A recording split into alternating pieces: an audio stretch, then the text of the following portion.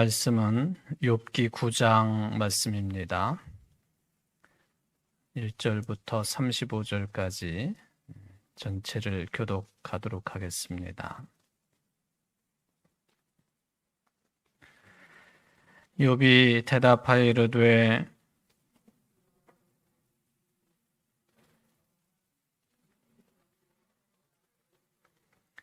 사람이 하나님께 변론하기를 좋아할지라도 1000마디에 한마디도 대답하지 못하리라.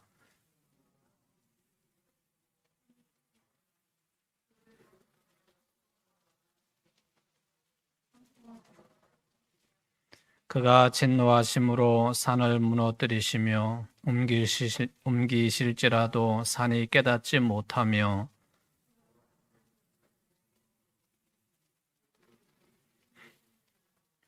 그가 해를 명령하여 뜨지 못하게 하시며 별들을 가두시도다.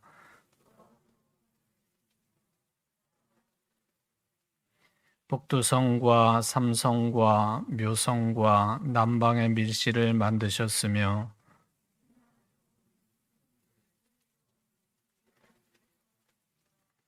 그가 내 앞으로 지나시나 내가 보지 못하며 그가 내 앞에서 움직이시나 내가 깨닫지 못하느니라.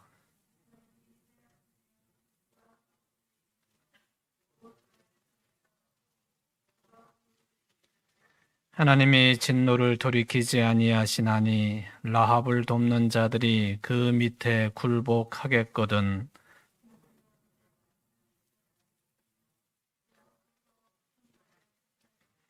가령 내가 의로울지라도 대답하지 못하겠고 나를 심판하실 그에게 간구할 뿐이며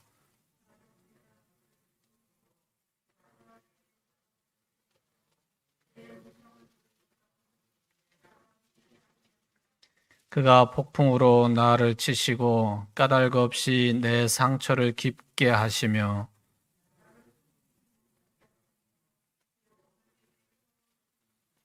힘으로 말하면 그가 강하시고 심판으로 말하면 누가 그를 소환하겠느냐.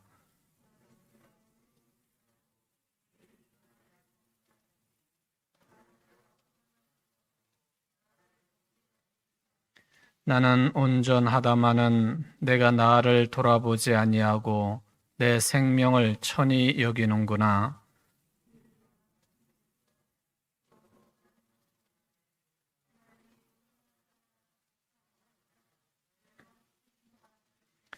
갑자기 재난이 닥쳐 죽을지라도 무죄한 자의 절망도 그가 비웃으시리라.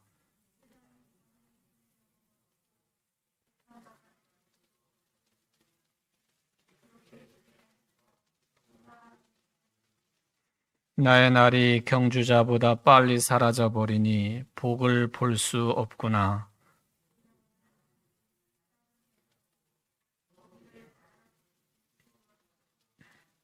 가령 내가 말하기를 내 불평을 잊고 얼굴빛을 고쳐 즐거운 모양을 하자 할지라도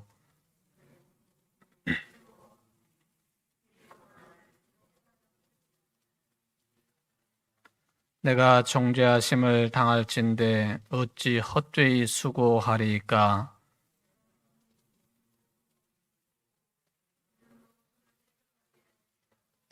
주께서 나를 개천에 빠지게 하시리니 내 옷이라도 나를 싫어하리이다.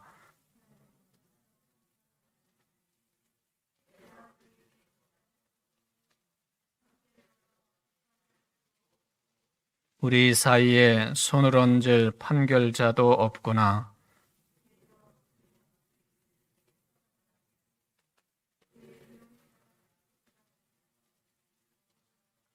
그리하시면 내가 두려움 없이 말하리라.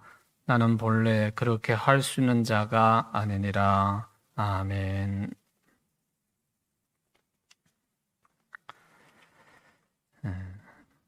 오늘은 이제 여러분들이 이 욥기서 9장 말씀을 물론 가정에서 개인적으로 또 여러 차례 읽으신 분들도 계시겠습니다만은 교회 공동체 예배 속에서 이렇게 교독을 한 것이 이제 세 번째 시간입니다. 혹시 그 세 번째 이 욥기서 9장 말씀을 읽으셨는데, 그 지난 주간 수요일 날 또 그 전에 읽으셨을 때하고 뭔가 좀 다른 느낌이 있으시거나 또 그 색다르게 보여지는 그런 구절이 또는 내용이 있으신지 모르겠습니다.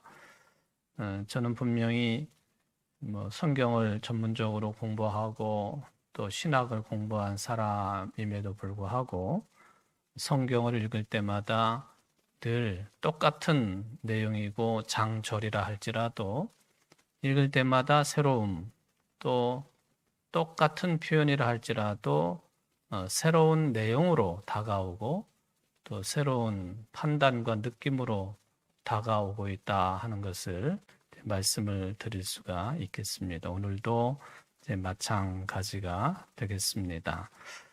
물론 이제 이 기록되어 있는 또 원래 이게 구약 성경이 모두 다가 히브리어로 고대 히브리어죠. 현대 히브리어는 아닙니다만은 이것을 또 여러 차례 다른 나라 말로 번역을 하고 하다가 이제 우리 한글로 번역이 돼서 우리가 읽을 수 있는 성경 또 성경책이 되었습니다만은 그럼에도 불구하고 전체적으로 보면은 하나님께서 우리 인생들에게 전하시고자 하시는 그 말씀의 의미는 크게 변함이 없으시다 하는 그런 대전제를 가지고 읽다가 보면 이 하나님의 말씀이 언제나 살아 움직인다고 하는 것, 그리고 우리 심령 골수를 쪼개고 또 나누고 그래서 하나님의 말씀을 통하여 생명력을 얻게 하신다고 하는 그 진리의 가르침을 언제나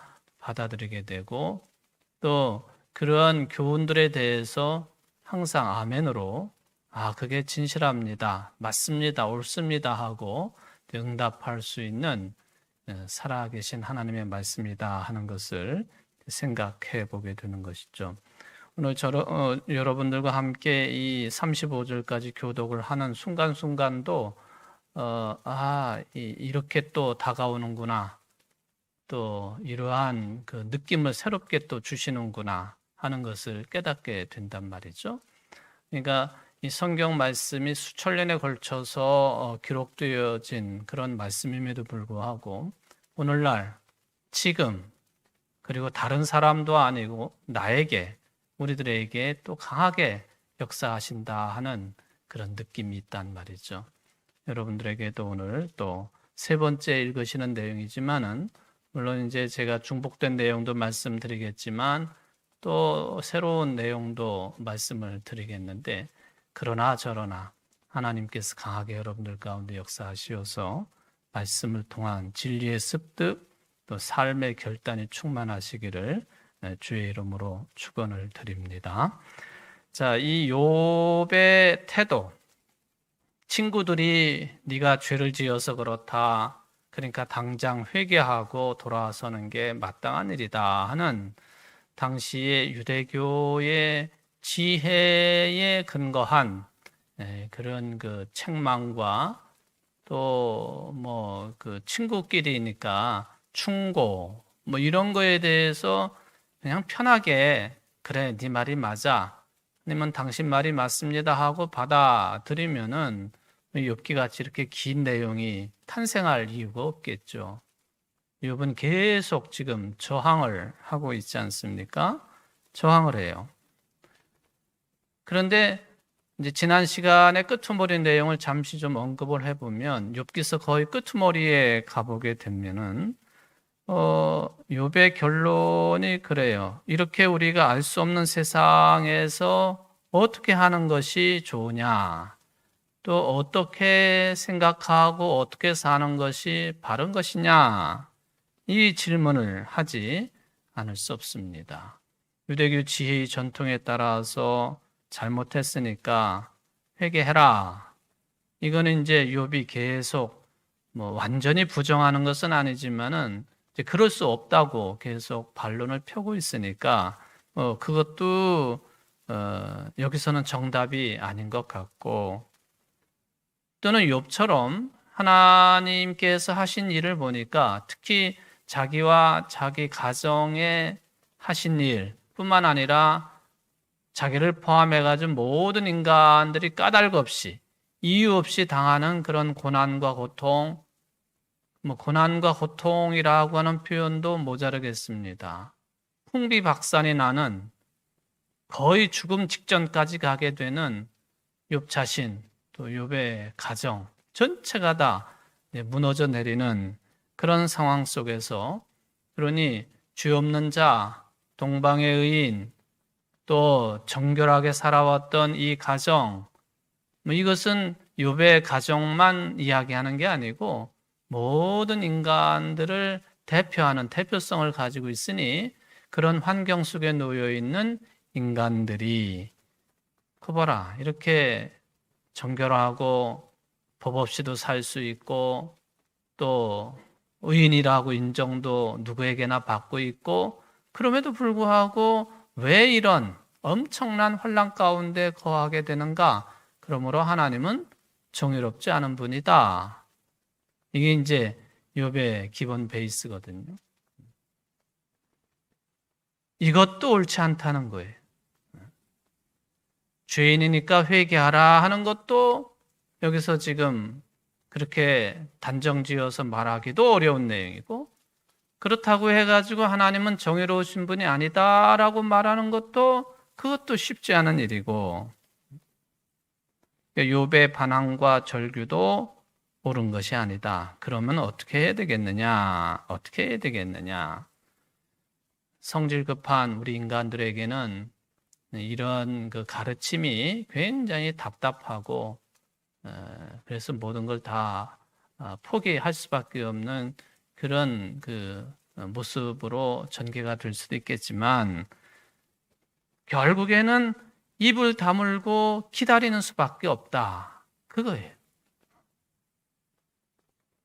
예, 그냥 속된 표현을 사용하면 입 닥쳐, 그거죠. 입 닥쳐라. 입을 닫아라. 혀를 놀리고 입을 열어서 말하지 말라. 이런 부분들에 대해서. 바로 욥기 뒷부분이 이제 그걸 이야기하고 있지 않습니까? 욥이 이제 하는 말이, 내가 잘 알지도 못하면서 너무 많은 말을 했구나. 내가 잘 알지도 못하면서 너무 많이 떠들었구나 하는 그런 토로를 하고 있는 것을 보면 이제 이렇게 정리를 해볼 수가 있겠습니다.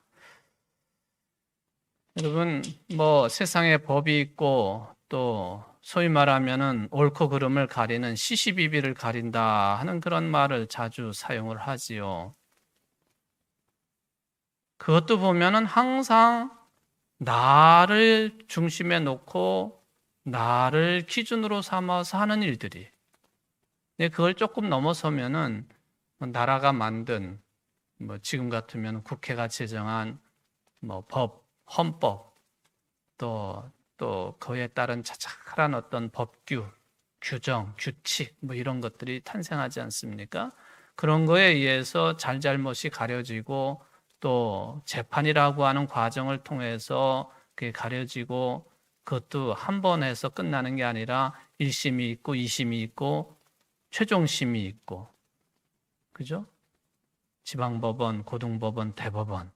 거기서도 판결이 안 나면은 우리나라 같은 경우에는 헌법재판소까지 가가지고 판정을 받아보고, 그래도 억울한 게 생기게 마련이고, 대법원까지 판결이 났는데 나중에 보니까 진범이 또 나타나가지고 수십 년을 그냥 이유 없이 범인이 아님에도 불구하고 감옥 생활을 하고 나온 사람들도 탄생하는 것이고, 이게 이 시시비비를 가린다고 하는 것, 잘못을 가린다고 하는 것, 그래서 이건 이렇고 저건 저렇고, 우리 이제 믿음의 삶으로 적용을 해보면은 믿는 자들은 반드시 이래야 되고 저래야 되고, 이런 것들이에요. 여기에 대해서 온전하게 전체를 다 빈틈없이 해명할 수 있겠느냐? 지금 이제 욥기를 가지고 우리들이 이제 생각해 봐야 될 내용이 바로 거기에 있다는 거죠.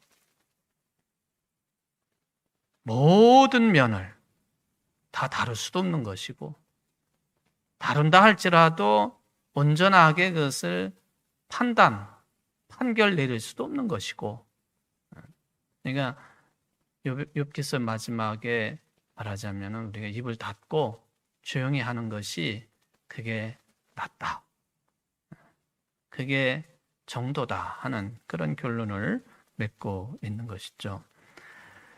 아무리 애를 써도 우리 인간의 삶 자체가 다방면에 유기적으로 서로 연결이 되어 있는 것인데, 이걸 다 일일이 풀어 헤쳐가지고 원점부터 다시 점검을 해서 그래가지고 해명을 하거나 시시비비를 가리고 하는 것은 그는 불가능하다. 이제 그런 이야기입니다. 그래서 입을 다물고 하나님의 뜻이 우리들에게 나타나기를 기다리고 간구하는 것이 좀 비겁해 보일 수도 있고 또 너무 소극적인 그런 모습일 수도 있겠지만은, 그러나 이게 이제 욥기를 통해서만 우리가 찾아볼 때에 이제 정답이 된다 하는 것이죠. 물론 감나무 밑에서 입 벌리고 누워 있으라 하는 그런 이야기는 아니겠습니다. 입을 다물고 하나님의 뜻이 우리들에게 나타나기를 기도하며 기다릴 줄 아는 것, 이거 대단한 믿음이 없이는 할 수 없는 신앙의 태도가 아니겠습니까? 예를 들면은 예수님께서 십자가의 죽음을 이제 앞으로 바로 이제 그게 다가올 터인데, 그 유명한 올리브산, 감람산 어디에 있는 겟세마네라고 하는 동산이라고 표현이 되어 있는데, 감람산이 이런 언덕 이런 것들이 서로 얽히고 설켜 있으니까 올리브산 안에 있는 겟세마네 동산 어디에서 예수님이 이제 마지막 이 죽음의 예감 앞에서 참 기도를, 우리 식대로 표현하면은 간절한 기도를 드리고 있지 않습니까? 원래의 기도의 목적은 이 죽음의 잔이 나에게서 지나가게 해달라 하는 게 예수님의 기도의 구체성이었습니다. 다른 말로 말하면 내가 죽지 않았으면 좋겠습니다. 이거는 인지상정이죠. 누구나가 다 똑같은 생각입니다. 죽지 않았으면 좋겠다. 그러니까 우리 인생의 최대의 적은 뭐냐 하면은 육체의 죽음이죠. 이 죽음의 문제를 해결해야 되는데 해결하지 못해가지고 죽음에 질질질 끌려다니는 경우가 얼마나 많습니까? 죽음의 문제. 그러니까 예수님도 사람의 몸을 입고 이 땅에 오신 분이시기 때문에 이 죽음의 문제 앞에서 이것이 그냥 지금은 그냥 이 죽음의 잔이 내게서 지나갔으면 좋겠습니다. 근데 이제 그건 인지상정인데 핵심은 그게 아니었죠. 그런데 내 뜻은 그렇지만은 내 뜻대로 마옵시고 아버지의 뜻대로 하옵소서. 그게 이제 겟세마네 기도의 아주 중요한 내용입니다. 내 뜻대로 마옵시고, 죽음을 피하는 게 내 뜻이지만은 죽음을 피하는 거, 그 뜻대로 마옵시고 아버지의 뜻대로 하옵소서. 아버지의 뜻이 죽음을 피하는 길이면 죽음을 피하는 것이고, 아버지의 뜻이 죽음을 직면하는 것이면 죽음을 직면하는 것이고, 아버지의 뜻대로 하옵소서. 기도하고 기다린다고 하는 것, 이게 욥기서가 결론적으로 우리에게 안내를 해주고 있는 신앙의 바른 태도다라고 볼 수가 있겠습니다. 근데 솔직히 말하면 하나님의 뜻이 임하기를 기다리면서 입을 다물고 있는다고 하는 것 자체가 우리에게는 쉽지 않은 일이라는 거죠. 매우 어려운 일이다 하는 거예요. 그래서 우리들이 흔히 하는 말로 이게 그냥 내가 당신한테만 하는 말인데 이 말로부터 시작해가지고는 그저 비밀을 지켜야 되고 하지 말아야 될 그런 말들, 내용 이런 것들을 늘 쏟아내고 있지 않습니까? 저는 뭐 신조라기보담도 항상 그런 생각은 해요. 어디에서나 비밀은 없다. 그 생각 가지고 늘 지내는 편입니다. 어디에서나, 그건 친구 관계도 마찬가지고, 또 무슨 사회생활도 마찬가지고, 교회 생활도 마찬가지라고 봅니다. 그러니까 그래서 제가 지난번 설교 시간에도 말씀을 드린 것처럼 그 목회자는 언제나 솔직해야 된다 하는 그런 말씀을 드렸죠. 솔직해서 손해보는 경우 있어요. 당연히 있지요. 그리고 어려움 당연히 겪을 수 있습니다. 그래도 솔직한 게 낫다.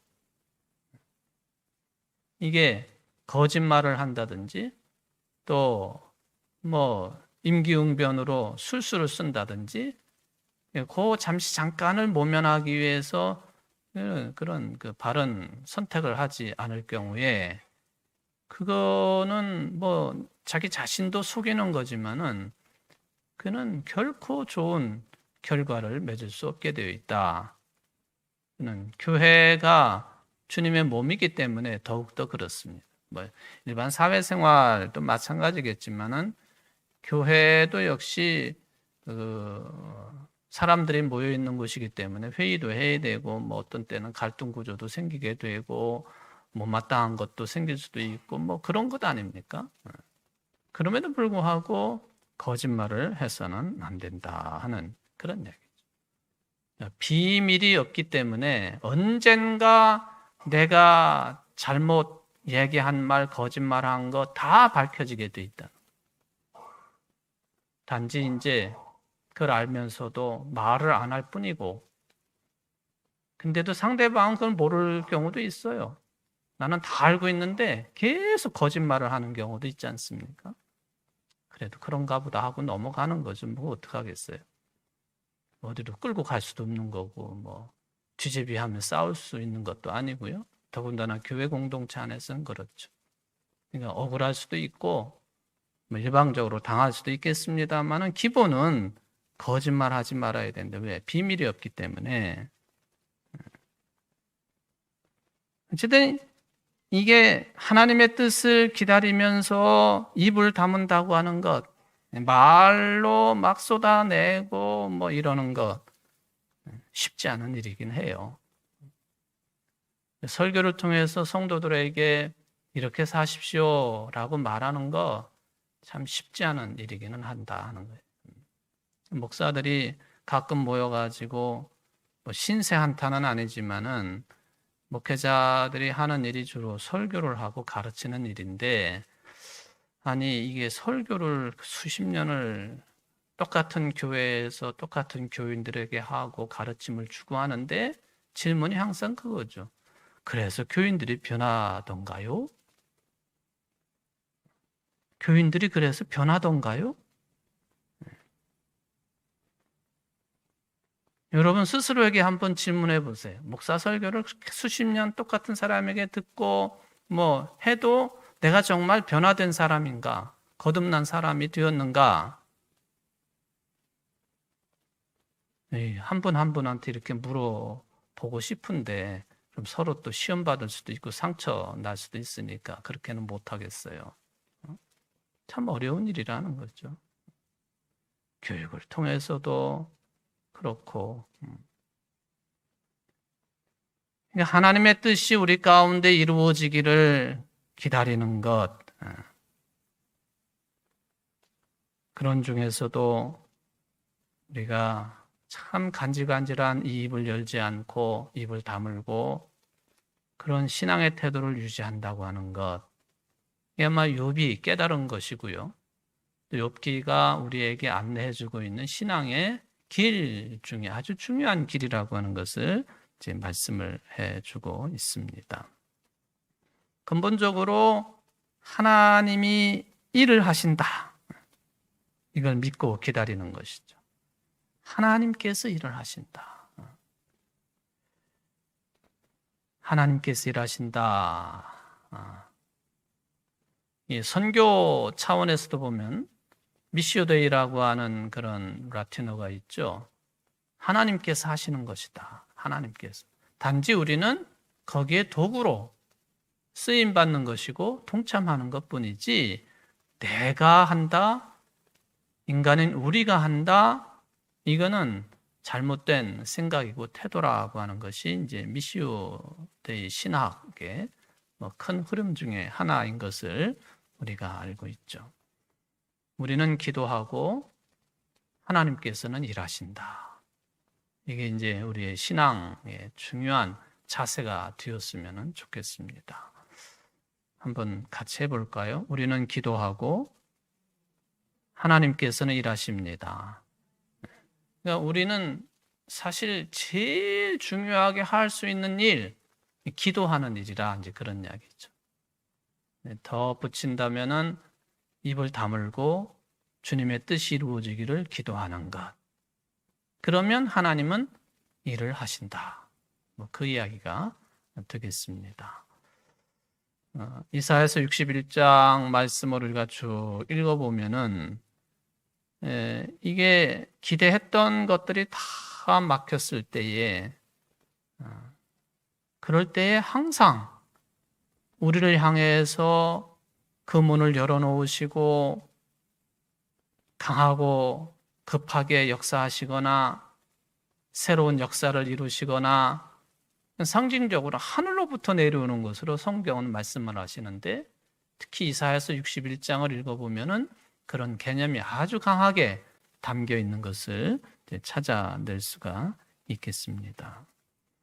그리고는 우리가 이제 예수님을 그리스도로 믿는 그리스도인들이기 때문에 그 신앙관과 관련을 지어서 이런 부분들을 이제 연결을 시켜 본다고 한다면 언제까지 그렇게 살 수가 있느냐? 결국에는 주님 오실 때까지라고 하는 그런 대전제가 깔릴 수밖에 없다 하는 것을 이제 말씀을 드립니다. 예수님의 재림을 통해서 모든 것이 완성이 되어진다라고 하는 그런 말씀이 되겠죠. 이게 이제 지난 시간에 마지막에 드렸던 그 내용과 관련된 그런 내용들이 되겠습니다. 오늘 본문에 보면은 언급을 했던 내용이기도 합니다만은 특히 이제 13절에 보면 하나님이 진노를 돌이키지 아니하시나니 라합을 돕는 자들이 그 밑에 굴복하겠거든 이라고 하는 이 라합이라고 하는 이게 말하자면은 여호수아가 여리고성을 침공할 때에 그 사람들을 12지파를 도왔던 그런 기생 라합을 대번 떠올릴 수밖에 없는 그런 명칭이죠. 라합. 물론 이제 이게 한 이름이 되겠습니다만은 여기 13절에 있는 이 라합은 여리고성의 기생 라합이 결코 아닙니다. 또 우리가 또 기생이라고 하는 표현도 또 우리가 기존에 가지고 있는 그런 개념의 기생으로만 생각할 수 없는 영역이라고 하는 것도 이제 말씀을 드려야 되는데 오늘 그게 주제는 아니니까요. 여기 이제 그런 그 기생 라합이 아니다라고 하는 것이죠. 비슷한 똑같은 단어 또는 비슷한 개념으로 언급되어 있는 욥기서 26장 12절 여러분들 한번 욥기 26장 12절을 한번 보시겠어요?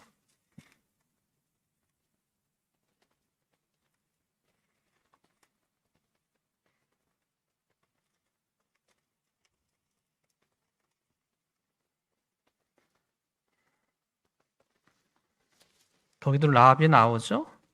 그는 능력으로 바다를 잔잔하게 하시며 지혜로 라합을 깨트리시며. 근데 밑에 그 성경 밑에 해석 비슷한 게 나와 있는 관주라고도 할 수가 있겠고요. 이게 뭘 가리키는가 라합이 뭐라고 돼 있나? 여러분들 혹시 여러분 성경책에 나와 있나? 폭풍우라고 돼 있는 제 성경책에는 폭풍. 이게 여리고성의 기생 라합이 아니라는 거죠. 지금 욥기에 나와 있는 이 라합도 그런 한 인물 라합이 아니다라고 하는 그런 이야기가 되겠습니다. 욥기서 26장 12절도 그렇고요. 또 이 시편 89편 10절 말씀에 가보면은 이 라합과 관련이 돼 가지고 해석될 수 있는 게 뭐냐면 아주 강하고 강한 애굽을 가리키는 용어로도 읽혀지는 내용이에요. 시편 89편 10절 말씀. 또 이사야서 51장 9절 말씀에 보면은 라합이 뭐와 함께 등장을 하느냐 하면은 용과 함께 등장을 해요. 용이라고 하는 것은 우리 동양권에서 말해지고 있는 그런 용의 개념일 수도 있겠고요. 여기 이제 고대 근동 지방의 용 또는 서양에서의 용 그러면은 그는 바다의 큰 짐승을 가리키는 그런 명칭이죠. 용. 물론 이게 상상의 어떤 그 존재입니다. 동물이라고 말할 수도 있겠지만은 실제로 존재하는 게 아니고 상상 속에 존재하는. 그러니까 이 애굽이라든지 또는 바다의 큰 짐승, 용을 가리킨다든지 이런 것과 함께 라합이 같이 언급이 되는 거예요. 그러니까 여기 지금 13절에 나오고 있는 이 라합이라고 하는 이 단어 또는 존재는 뭘 이야기하느냐라고 할 때에 이는 사람 라합을 이야기하는 것이 아니라 당시의 바다에 큰 힘을 가지고 있는 괴력을 소유하고 있는 그런 괴물을 가리키는 용어다. 네, 그거는 여러분들이 한번 좀 확인을 하고 넘어가는 게 좋겠습니다. 그러니까 라합이라고 하는 이 명칭은 이렇게 바다의 괴물이면서 또는 괴물을 지켜주는 그런 악한 영들, 악한 신들을 총칭할 때에 가끔 사용되어지는 명칭이 라합이라고 하는 명칭이 사용되어지고 있다 하는 것을 이제 이야기를 해볼 수가 있겠습니다. 바로 이런 그 라합을 언급을 하면서 무엇을 이야기를 하려고 하는 것이냐? 사람으로서는 어찌할 수 없는 엄청난 힘과 능력과 괴력을 가지고 있는 라합과 같은 존재, 용과 같은 존재 또는 실제적인 한 국가를 이야기하면 애국과 같은 거대한 힘을 가지고 있었던 그 시대에 누구도 당해낼 수 없었던 애굽과 같은 힘, 능력, 그런 존재마저도 하나님께서 굴복시킨다 하는 거예요. 예. 방점은 거기에 있는 거예요. 라합과 같은 존재들도 하나님께서는 쳐부수시고 굴복시키시는 분이신데, 그런데 내가 어떻게 그 하나님 앞에서 무슨 말을 할 수 있겠느냐? 그거예요. 입 다무는 게 상책이다 하는 것이죠. 사람들끼리 시시비비를 가리고 잘잘못을 가리는 거 당연히 있어야 되겠습니다만은 어떤 인생의 근본적인 문제 앞에서 그거는 별 힘을 쓰지 못하는 거예요. 그리고 조금 더 많이 알고 배웠다. 또 신앙으로 말하면 신앙적인 체험이 좀 남다르다 할지라도 인간의 근본적인 어떤 문제 앞에서 조금 더 아는 사람이, 체험이 있는 사람이 그러므로 내가 볼 때는 이렇다 저렇다라고 갈라치는 것 마냥 그렇게 무슨 칼로 무를 베듯이 그런 식으로 판단하는 것은 어리석은 일이다 하는 그런 뜻이 되겠죠. 그러니까 욥이 이제 이런 문제의식을 가지고 있는 것이고, 그리고 당시의 지혜 문학에 대한 특별한 생각들이 이런 흐름을 또한 일정 부분 가지고 있었다 하는 것을 생각을 해볼 수가 있겠습니다. 죄 때문에 이런 일이 너에게 벌어졌다. 그 간단한 말로 또 당시에 아주 일반적이고 그리고 누구라도 들으면은 그렇지 하고 수긍을 할 만한 그런 말로는 용납이 되지 아니하는 그런 상황이 또 인생의 근본적인 문제들이 그는 언제나 있는 것이다. 그것이죠. 물론 그렇다고 해가지고 우리 인간들로 하여금 뒷짐지고 아무것도 하지 않고 판단도 하지 않고 있어야 된다. 뭐 그렇게 또 그걸 너무 그렇게 한쪽으로 몰아붙여가지고 그렇게 해석하는 것도 문제가 되겠죠. 욥기를 읽으면서 우리가 찾아낼 수 있는 그런 내용이다 하는 거예요. 인류 역사로 보면은 우리가 지금 이제 코로나19 때문에 계속 어려움을 겪고 있죠. 이 코로나19가 지금 이제 2년째 접어들려고 하지 않습니까? 몇 달 있으면은 이제 2년 되는 거죠. 2년. 그런데 이 전염병, 바이러스에 의한 이 전염병, 이것은 인류 역사 이래 계속해서 인류를 괴롭힌 그런 모습입니다. 뭐 자연재해는 아니지만 전염병이죠. 성경에도 보면은 이 전염병에 관한 언급이 다수 나오고 있는 것을 봅니다. 신앙적으로 해석하면은 전염병을 통해 가지고 하나님을 대적하는 자들을 하나님께서는 치셨다. 전염병이나 또 하나는 가뭄이나 또 하나는 전쟁. 이 세 가지를 가지고 하나님이 이스라엘 백성들을 교훈하시기도 하시고 치시기도 하시고 또 잘못한 것에 대해서 징계하시기도 하시고 뭐 그렇습니다. 기억나시겠죠? 유발 하랄이라고 하는 유대인 출신 학자가 예루살렘 대학교의 교수이죠.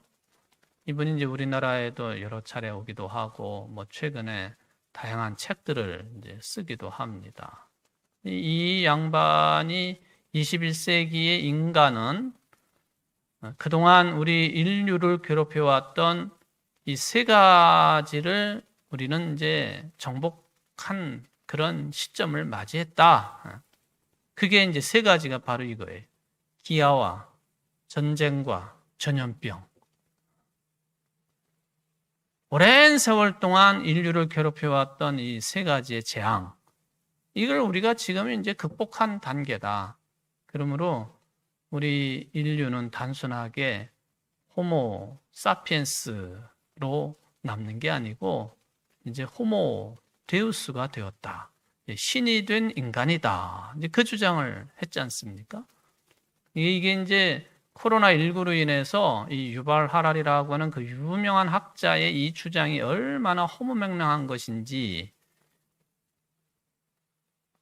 또 완전히 잘못됐다 그렇게 말하기는 어렵겠지만 잘못 짚었다라고 판단할 수 있는 그 주장입니다. 아니거든요. 아니에요. 유능한 학자들이 이 코로나19를 통해서 우리에게 경고하고 있는 바 결국엔 인류 존재 자체가 언젠가는 다 사라질 것인데 멸망을 할 것인데 뭐 때문에? 눈에 보이지도 않는 바이러스 때문에 사라질 것이다 하는 그런 주장을 하지 않습니까? 많은 사람들이 그 주장에 대해서 일가견이 있다고 그렇게 판단을 하고 있는 것이죠. 눈에 보이지 않아요. 그런데 분명히 살아 움직이면서 우리 인간들을 인류의 역사를 완전히 이제 무로 돌려버리는 그런 힘을 가지고 있는 바이러스. 박테리아하고는 또 다른 거예요.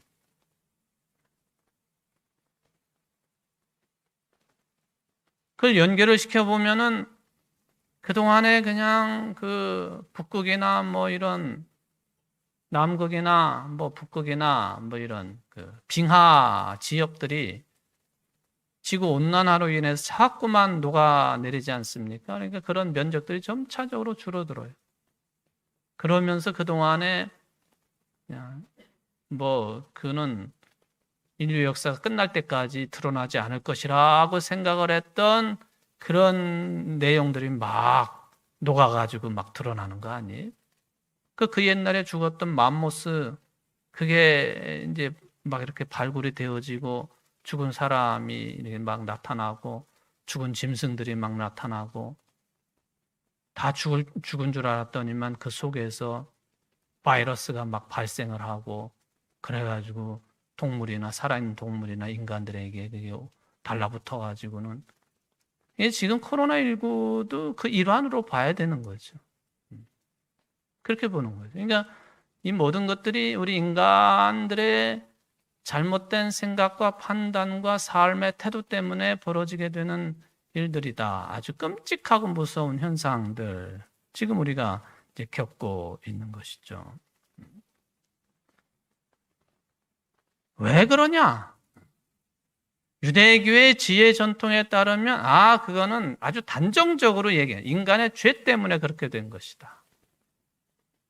뭐 더 이상 무슨 뭐 토를 달 수 없어요. 이런 현상 저런 현상 대부분의 그 인간들을 힘들게 하는 그런 부정적인 현상들. 중세 시대로 말하면 14세기에 흑사병이 돌기 시작해 가지고는 그게 몇백 년을 걸쳐 가지고 16세기 종교개혁 시대까지도 이 흑사병이 계속 돌지 않습니까? 쭈리의 쯔빙글리가 흑사병에 걸려가지고 죽을 뻔했다가 말틴 루터랑 같은 동시대 인물 아닙니까? 이게 수백 년 동안 이 전염병이 돌고 돌았다는 거예요. 그렇게 보면요, 오늘도 뭐 확진자가 우리나라 3천 몇백 명이. 근데 부산 지역은 확진자 숫자를 발표를 안 하니까 부산 지역은 포함이 안 된 숫자예요. 3,500명 정도 발생을 했다. 전문가들이 위드 코로나로 보내면서 많으면 하루에 5,000명씩 확진자가 나올 수 있다. 어쩌면 좋지, 어쩌면 좋지, 뭐 모두들 걱정이 많죠. 근데 일각에서는 어떤 이야기를 하냐면요, 모든 인류가 이거 한 번씩 다 거쳐야만 이건 끝난다는 거죠. 참 듣기 싫은 소리 아니에요? 이게 한번 전 세계를 한번 휩쓸어야만이 이건 끝나게 된다 하는 그 이야기. 시간이 얼마나 걸는지 모르겠지만 그래도 생각해 보면은 바로 먹는 치료제가 나오고 뭐 이렇게 하겠죠. 그럼 독감 치료하듯이. 사실 이 독감 문제도요, 우리가 그거를 심각하게 안 들여다봐서 그렇죠. 1년에 독감으로 돌아가시는 분들 숫자가 어마어마하거든요. 그렇지 않습니까? 그래도 독감 예방주사를 맞을 수 있고 뭐 치료제가 있으니까 그 뭐 독감 문제에 대해서 그렇게 크게 여기지를 않잖아요. 코로나도 그런 시대가 올 것이다. 그래도 수백 년 계속된 거에 비하면은 이 정말 조족지혈이다라는 생각을 저는 개인적으로 해보기도 합니다. 지난번에 우리 교단에 그 어떤 큰 대회를 했는데 거기서 확진자가 발생한 건 아니지만은 확진된 분이 그 대회를 참석하신 거 아니에요? 그래가지고 총회가 발칵 뒤집혀졌어요. 내가 그걸 생각하면서 지난 9월 달에 우리 교회에서 총회를 아무 일 없이 끝낸 게 얼마나 감사한지 모르겠어요. 그래가지고 이 양반이 다니는 교회에 뭐 6명이 확진이 되고, 그래가지고 그 해당 노회 또 노회를 열었는데 거기도 참석을 해가지고는 노회원 전체가 또 PCR 검사를 해야 됐고, 뭐 그냥 아주 지난 한 주간이 굉장히 복잡했어요. 근데 이제 단편적으로 보면은 굉장히 복잡하고 힘들고 어려운 내용이지만은 좀 이렇게 멀리 떨어져서 보면은 이 뭐 흑사병이나 이때에 비하면은 뭐 짧은 기간 안에 이거는 끝날이라고 저는 생각은 합니다. 어쨌든 이 모든 불행들의 원인이 죄 때문이라고 하는 지혜의 전통, 이것을 욥은 받아들이기 어려웠다는 거예요. 그러니까 이걸 통해서 우리가 배울 수 있는 것은 아무리 사실이 그렇다 할지라도 죄 때문에 그래 하고 말하는 것은 굉장히 조심스러운 일이에요. 어느 누가 어떤 집이 아주 극한의 어려움을 겪었어. 저 집은 저 사람은 그것 때문에 그렇지. 그렇게 말 조심해야 되는 거예요. 욥기서가 우리에게 그런 것들을 가르쳐주고 있다. 욥은 줄기차게 이런 주장들에 대해서 저항을 합니다. 애처로울 정도로 저항을 합니다. 버티는 거죠. 그것도 하나의 이제 믿음의 결기라고 볼 수도 있겠는데, 하여튼 애처로울 정도로 버티고 저항하고 있다. 욥이 그렇다 하는 것입니다. 이게 이제 욥기를 통해서 계속 반복되는 그런 내용이 되겠습니다. 그 다음에 하나 이제 그렇다고 해가지고 하나님을 소환할 수 있느냐? 하나님을 소환해가지고 시시비비를 가릴 수 있느냐? 그런 표현도 나오잖아요. 하나님을 소환하다니요? 그게 무슨 불경건한 표현이고 태도입니까? 그럴 수 없는 것이죠. 근데 정말 억울해서 어떻게 할 도리가 없으니까, 풀 수 없으니까 19절에 이제 그걸 표현하고 있지 않습니까? 힘으로 말하면 그가 강하시고 심판으로 말하면 누가 그를 소환하겠느냐. 이런 표현까지 나오고 있는 것을 볼 수가 있겠습니다. 그리고는 이제 결론적으로 이야기를 하면은 그것이 불가능한 것을 알면서도 불구하고 우리를 판단할 자를 따로 세우자. 그런 개념의 말이 나오는 거예요. 하나님께서 우리를 판단하시는 분이라고 하는 확고한 믿음을 가지고 있음에도 불구하고 이거 보니까 그냥 유대교의 지혜는 죄 때문에 그렇다고 하는데 욥을 비롯해 가지고 한 줄기의 흐름은 그가 아니라고 저항하고 있는 것이고, 그럼 뭐냐? 하나님을 소환해서 그러면 이 문제를 풀 수 있느냐? 그것도 아니고, 그럼 어떻게 할 것이냐? 여기 32절, 33절 말씀에 이제 판결자, 재판에 관한 그런 이야기가 나와 있습니다만은, 판단할 사람을 또 판단할 수 있는 존재를 바꿔야 되지 않느냐 하는 그런 개념의 표현들이에요. 그러면서 하는 말이 34절에 보니까 주께서 그의 막대기를 내게서 떠나게 하시고 그의 위엄이 나를 두렵게 하지 아니하시기를 원하노라. 아주 엄청난 이야기입니다. 엄청난 이야기. 주께서 그의 막대기를 내게서 떠나게 한다 하는 그런 표현이죠. 내가 하나님과 만나가지고 맞서서 아무것도 할 수가 없고 뭘 해봤자 일방적으로 당하는 것밖에 없는데 누가 하나님과 나 사이에 나타나가지고 판결을 해줬으면 좋겠다 하는 그런 이야기를 해주고 있는 것이죠. 이게 하나님의 막대기가 나에게서 떠났으면 좋겠다. 여기 시편 23편에 보면은 주의 막대기가 나를 지키시나이다 아니하시나이다 라고 하는 그런 표현이 있습니다만 유목 생활을 하고 있는 주로 유목 생활을 하는 사람들에게 있어서 손에 쥐고 있는 이 막대기라고 하는 것, 이거는 뭘 이렇게 방어한다, 뭘 쳐내는 그런 용도로도 사용이 되고, 또 이 막대기는 이게 의지력을 나타내는 것이기 때문에 지키는 힘이 막대기로 상징되는 것이죠. 모세의 손에 쥐어졌던 지팡이, 이건 막대기죠. 막대기. 모든 목동들 손에 쥐어져 있는 막대기. 손에 막대기를 쥐고 있는 것하고 그렇지 않은 것하고는 이게 사람의 마음 자세가 생각이 달라지는 것이죠. 상식적인 이야기입니다만은 그 유대인들이 지금도 대표 목자라고 해가지고 교황이 들고 다니는 지팡이가 있지 않습니까? 이제 끄트머리가 이렇게 휘어 있죠. 정말로 지팡이, 손잡이처럼 되어 있는 것. 근데 이 지팡이, 막대기는 뭘 쳐내는 용도이기도 하고, 또 의지력이기도 하고, 또 끄트머리가 꼬부라진 그 막대기는요, 용도가 있지 않습니까? 용도.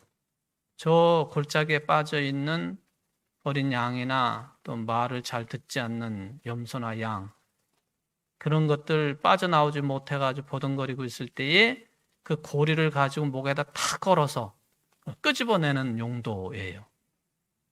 그러니까 양들 입장에서 볼 때에 이 지팡이, 막대기라고 하는 것은 자기 자신을 내리치는 용도이기도 하지만 지켜주는 용도로서도 쓰이는 게 이 지팡이고 막대기거든요. 더군다나 이제 손잡이가 달려있는 그런 그 지팡이일 경우에는 그렇다 하는 거죠. 그런데도 불구하고 주께서 그의 막대기를 내게서 떠나게 하시고 그의 위엄이 나를 두렵게 하지 아니하시기를 원하노라. 여기까지 왔다 하는 거예요. 여기까지. 이 정도까지 지금 이제 이야기를 하고 있는 것을 확인을 할 수가 있겠습니다. 예, 하나님의 막대기 또 위엄이 내게서 떠나기를 원한다. 예, 마지막에 가서는 내가 입을 다물고 뭐 그런 표현을 쓰지만은 지금 단계에서는 내가 하고 싶은 말을 마음대로 좀 떠들었으면 좋겠다 하는 그런 뜻이 여기에 담겨 있다고도 확인을 해볼 수가 있는 거죠.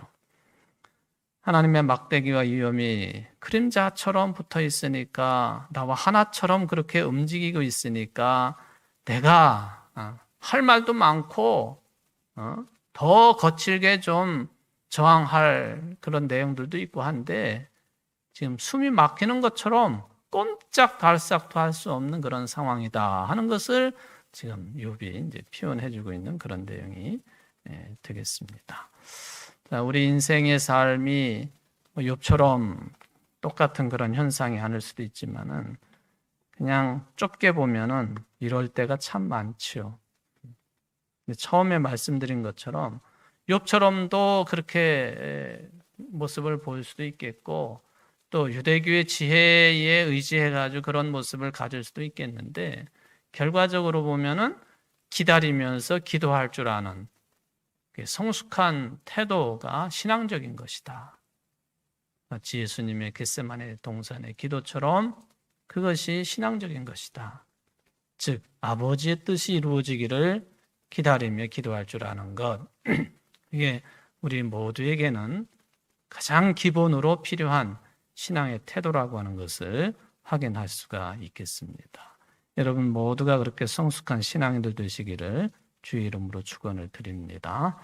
사랑의 하나님 아버지, 오늘도 하나님의 채찍과 위엄이라고 하는 제목을 가지고 욥기 9장 말씀을 부분적으로 살펴보았습니다.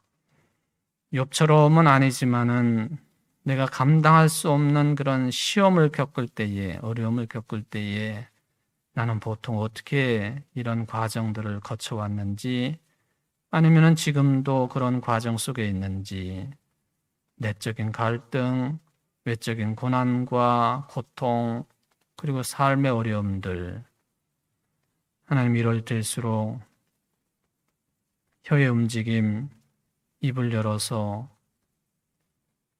우리가 해서는 안 되는 말들을 한다든지 또는 하나님이 늘 지켜보고 계시는데 마치 하나님이 계시지 않는 것처럼 생각을 품거나 말을 하거나 행실로 옮기는